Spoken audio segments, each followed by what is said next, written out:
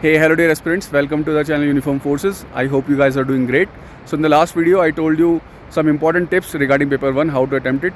Now some of the aspirants also asked about paper 2 as well. So in this video I'm going to share some of the most important tips for attempting paper 2. So first of all, as soon as you get the paper from the invigilator, first of all try to attempt the grammar part. Grammar consists of 25 marks. तो इसमें जो भी आपको आता है फटाफट लिख दो, इसमें ज़्यादा कुछ सोचने का होता नहीं है, तो आपको काफ़ी टाइम जो है इसमें बच जाएगा। ठीक है, 18 से 20 क्वेश्चन जितने भी हो पाते हैं आपके ठीक ठाक तरीके से, तो वो कर लेना है।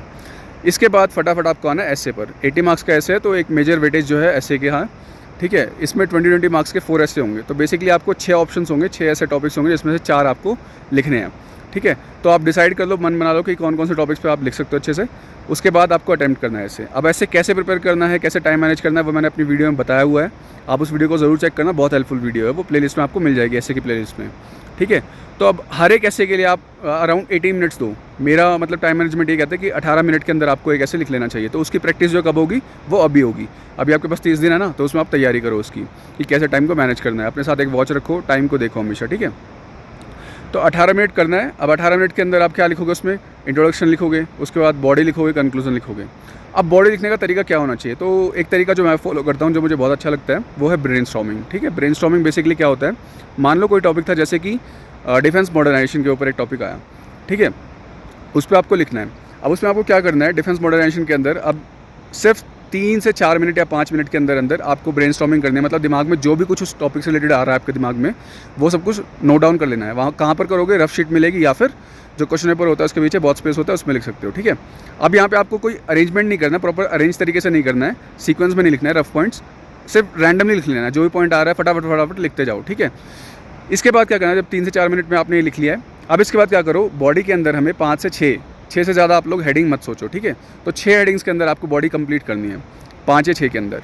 तो अब क्या है, आप हेडिंग सोचो, क्या हेडिंग आपको लिखनी चाहिए। फॉर एग्जांपल आप लिख सकते हो कि हिस्टोरिकल डेवलपमेंट क्या हुआ डिफेंस मॉडर्नाइजेशन के अंदर, है ना, या फिर हमारा हिस्टोरिकल बैकग्राउंड कैसा रहा है इसके अंदर, तो आप वो लिख सकते हो। तो आपने पहला हेडिंग सोच लिया। अब क्या करो, जो भी पॉइंट्स आपने रैंडमली लिखे थे, देखो उनमें से कौन से पॉइंट्स जो हैं इस हेडिंग के अंदर आ सकते हैं। ठीक है, इस वाले हिस्टोरिकल डेवलपमेंट के अंदर आ सकते हैं। जो आ सकते हैं उन सबके आगे आगे 111 मार्क कर दो, यानी कि वो सारे जो भी आपने पॉइंट्स लिख रखे हैं वो सारे फर्स्ट हेडिंग के अंदर आने चाहिए।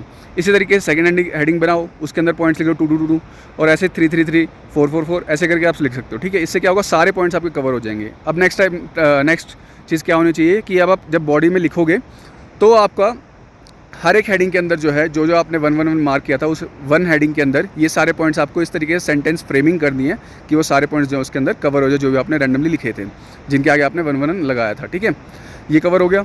इस तरीके से जो है आप अपना पूरा ऐसे लिख दीजिए। अब हो सकता है कि 18 मिनट क्रॉस हो गया है और आपका ऐसे पूरा ना हो पाए, मान लो कंक्लूजन का कुछ पार्ट रह गया, पूरा कंक्लूजन ही रह गया, तो आप क्या करो, वहाँ पर वहीं रुक जाओ और नेक्स्ट ऐसे को अटैम्प्ट करो। ठीक है, इसके बाद ऐसे ऐसे कर करके आप चारों ऐसे हो जाएंगे।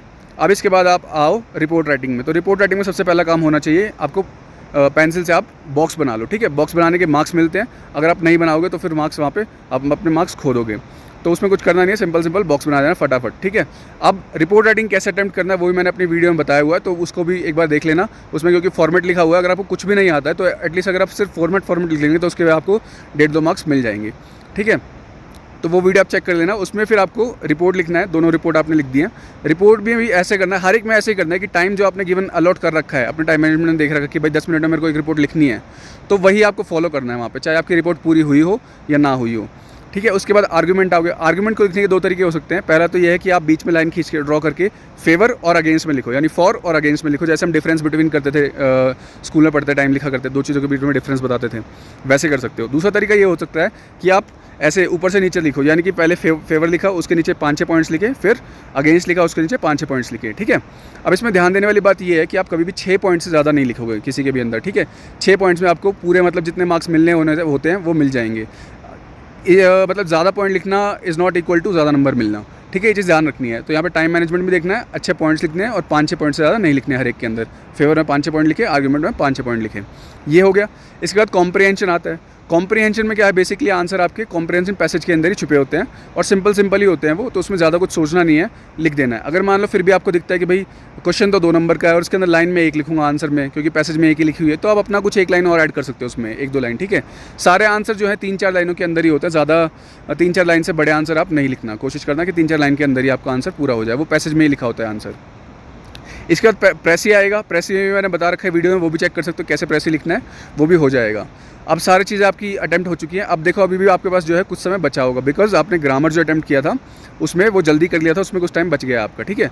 तो अब जो 10-15 मिनट बच गए हैं उसमें क्या करना है, जो भी छूटा हुआ पार्ट है आपका, है ना, कुछ पार्ट आपका छूट गया होगा, जैसे मैंने बताया ऐसे में कंक्लूजन छूट गया होगा, या फिर रिपोर्ट राइटिंग में कुछ छूट गया होगा, या आर्ग्यूमेंट में कुछ पॉइंट आपके दिमाग में और आ गए होंगे बाद में, तो आप उन सबको ऐड कर सकते हैं। और ग्रामर में भी कुछ पोर्शन आपको लगता है 1-2 क्वेश्चन आप और अटैम्प्ट कर सकते हैं, रिस्क ले सकते हैं, या फिर दिमाग में आपके आंसर आ चुका है तो उसको अटैम्प्ट कर सकते हैं। तो इस तरीके से सारा पेपर आपका जो है वो विद इन टाइम फ्रेम में अटैम्प्ट हो जाएगा, ठीक है। आई होप आपको सारा चीज़ें अच्छे से समझ में आ गई होंगी। फिर भी अगर इन केस एनी केस आपको क्लियर नहीं है तो आप मेरे से कमेंट बॉक्स में ये चीज़ पूछ सकते हैं, मैं आपको डेफिनेटली हेल्प करूँगा।